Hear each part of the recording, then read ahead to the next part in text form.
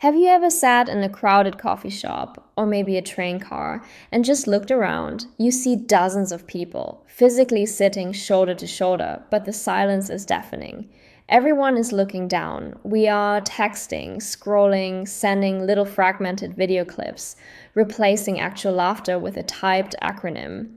It looks normal to us now, but if you take a step back, it is a completely bizarre phenomenon. We are surrounded by humanity, yet entirely disconnected from it.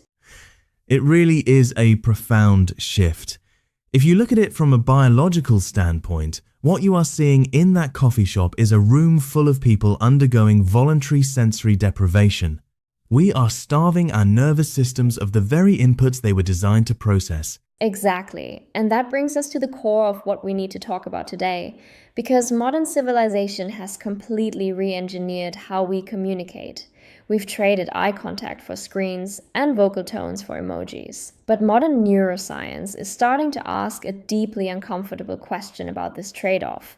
What actually happens to the human brain when it stops practicing real physical human connection? Are we literally forgetting how to read each other? The short answer is we might be. The human social brain is not a static organ. It is highly plastic, meaning it wires itself based on what it is exposed to. For hundreds of thousands of years, our brains evolved in highly social, face-to-face tribal environments. We survived by constantly, obsessively decoding each other. A slight shift in someone's posture, a micro-expression of fear, the rhythm of their breathing, these were life or death signals. Your nervous system became a highly tuned antenna, specialized for real-time physical interaction. So, human cognition evolved to be deeply social, not digital.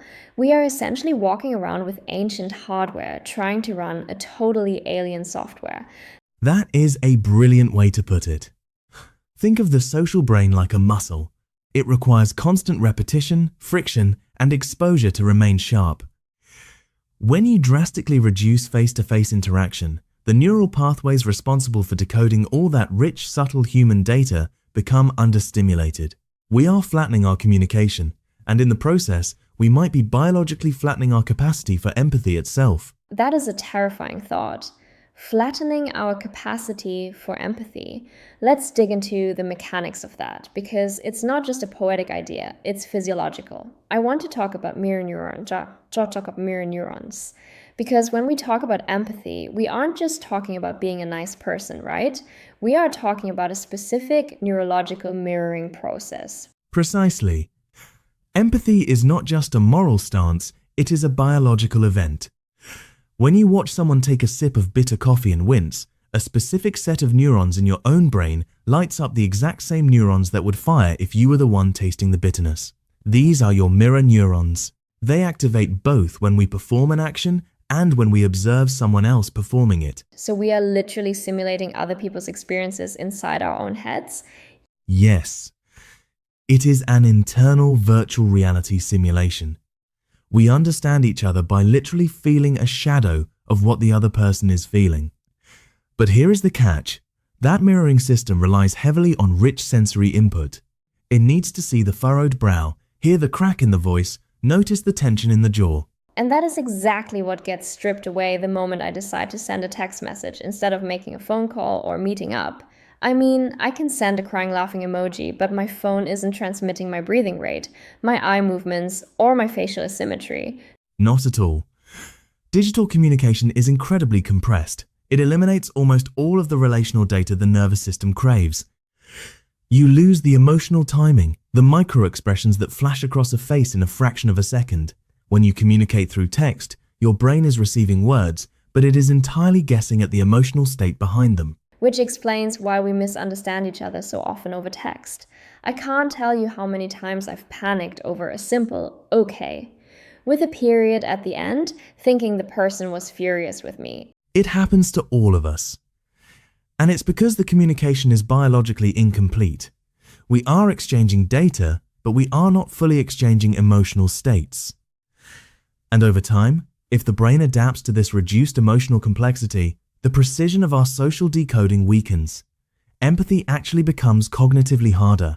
It takes more effort because the prefrontal cortex is working with a fraction of the necessary information. That is profound.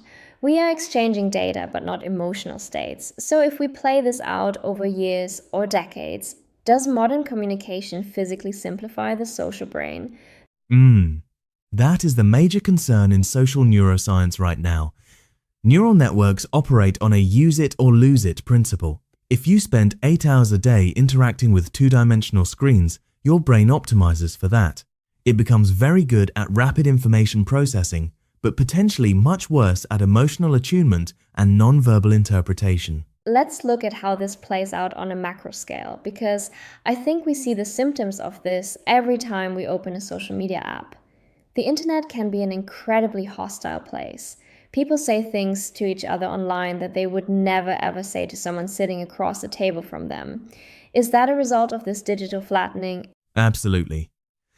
Digital environments dramatically alter social behavior because they remove physical accountability and emotional feedback loops. If you and I are arguing face to face and I say something harsh, I immediately see the hurt on your face. My mirror neurons fire, I feel a spike of discomfort, and my brain naturally pumps the brakes. That is a biological feedback loop. But online, that loop is completely severed. Exactly. You don't see the human reaction. The nervous system does not register the humanity of the person on the other side of the screen. So, empathy weakens, impulsivity skyrockets, and polarization intensifies. The brain reacts to a disagreeing text on a screen not as a human trying to communicate, but as a pure abstract threat. Which floods us with stress hormones without any of the natural off switches that a physical interaction would provide. It makes me wonder about the physical presence of another human being. There's something deeply calming about just being with someone you trust.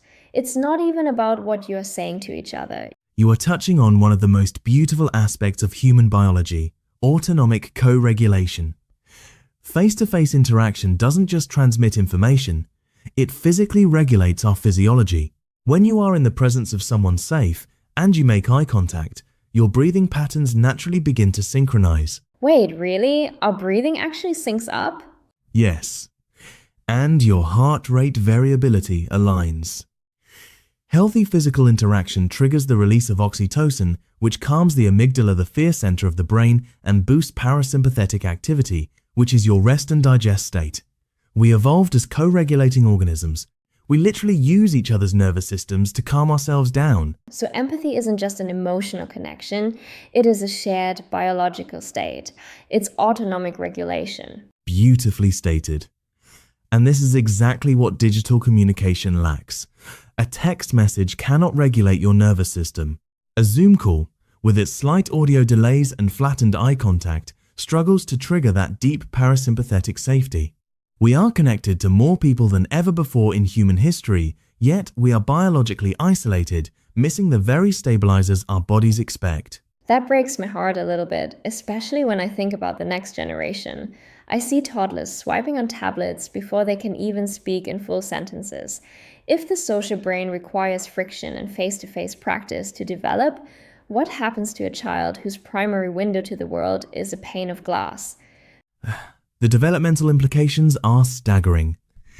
Children do not learn emotional intelligence through abstract concepts. They learn it through real-time, messy, unpredictable human interaction. They learn by navigating conflict on a playground, by watching a parent's facial expressions change, by figuring out emotional timing and body language. All of which require exposure. They need the reps. Exactly. They need the reps. If a generation is raised primarily through digital mediation, where interactions can be paused, deleted, or filtered, they are being deprived of the very stimuli required to build robust neural empathy circuits. We might be looking at a future where the baseline architecture of human empathy is fundamentally altered. They might develop entirely different social processing patterns. So the architecture of empathy itself is evolving, or perhaps devolving. It feels like we are walking into a trap of our own making. We design these tools to connect us, but they are slowly making us incapable of true connection. How do we pull out of this dive? How do we preserve our empathy in a world that is only going to become more digital? We have to intentionally protect embodied connection. We have to treat face-to-face interaction not as a nostalgic luxury, but as a biological necessity. It means carving out spaces where phones are put away. It means prioritizing shared physical meals, maintaining eye contact even when it feels vulnerable, and practicing deep, undistracted listening. It's almost like we need to view real-world interaction as a vital nutrient. You wouldn't expect your body to survive on junk food forever, and we can't expect our nervous systems to survive on a diet of text messages and social media feeds. That is the perfect analogy. The nervous system still requires the raw, unfiltered biological interaction to remain socially healthy. Empathy isn't a given, it is a practice. It strengthens only through exposure to real, complex, three-dimensional humanity. It makes you realize that the greatest cost of our digital overload isn't just distraction. It's not just that we are losing our attention spans. The real cost is the silent disconnection from each other's humanity. Because deep down, beneath all the technology, we are still those ancient creatures. We were designed to feel one another directly, through faces, through voices, through presence. The brain is an incredible machine, but it needs the right fuel. Empathy will only survive if we remember to keep practicing the ancient art of being fully human, together. It really puts things into perspective. Maybe the most advanced life-saving technology we have isn't in our pockets at all. Maybe it's just the human face sitting across from us.